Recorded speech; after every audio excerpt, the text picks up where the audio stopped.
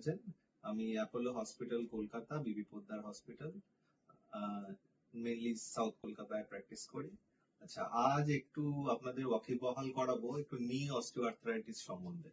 নি অস্টিওআর্থ্রাইটিস একটা খুবই কমন রোগ, যেটা বিশেষ করে বয়স্ক মহিলা পুরুষ উভয়েরই হয়। আর যেটা মেন কারণ হলো বয়স। বয়সজনিত কারণে যেটা হয়, কার্টিলেজ গুলো ক্ষয়ে যায়, ক্ষয়ে গিয়ে হাড়ে হাড়ে ঘষা লাগে। তার ফলে যেটা হয় সেটা হলো হাঁটুতে প্রচন্ড রকম হঠাৎ করেই মেনলি পেশেন্টরা প্রেজেন্ট করেন আমাদের কাছে, হঠাৎ করে হাঁটুতে ব্যথা হচ্ছে, ফুলে গেছে। আর আরেক ধরনের প্রেজেন্টেশন হলো যে পেশেন্ট আসছেন অনেক দিনের ব্যথা, ফোলা, যেগুলো কমছে না চট করে।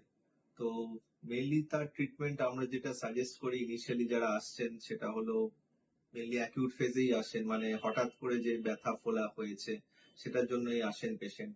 তখন আমরা যেটা সাজেস্ট করি যে আইস প্যাক দিতে, আর কিছু লাইফস্টাইল মডিফিকেশন। এই এই ভিডিওটার মেইন উদ্দেশ্য হলো যাতে সবাই লাইফস্টাইল মডিফিকেশনটাকে একটু জোর দেন। তো লাইফস্টাইল মডিফিকেশন বলতে আমরা বুঝি যেটা হলো ডায়েটারি কন্ট্রোল, বিশেষ করে যাতে ওবেসিটি যাদের প্রবলেম আছে সেটাকে কমানো।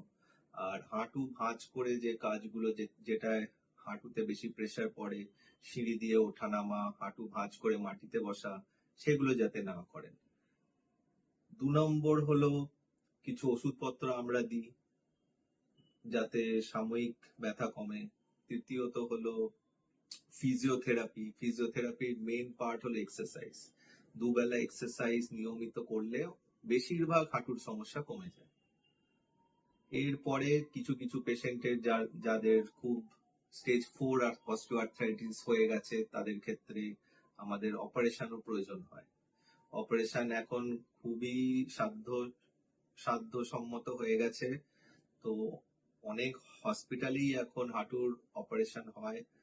তো হাঁটুর অপারেশনের অনেকেরই ভয় থাকে, কিন্তু এখন জেনারেশন যখন রোবোটিক নি রিপ্লেসমেন্ট স্টার্ট হয়ে গেছে, তখন হাঁটুর অপারেশনকে ভয় পাওয়ার আর কোনো কারণ নেই। তো যাদের প্রয়োজন ডাক্তারবাবুদের কথা শুনুন, অপারেশন করিয়ে নিন, যাতে বাকি জীবনটা সুস্থ স্বাভাবিক কাটে। Thank you.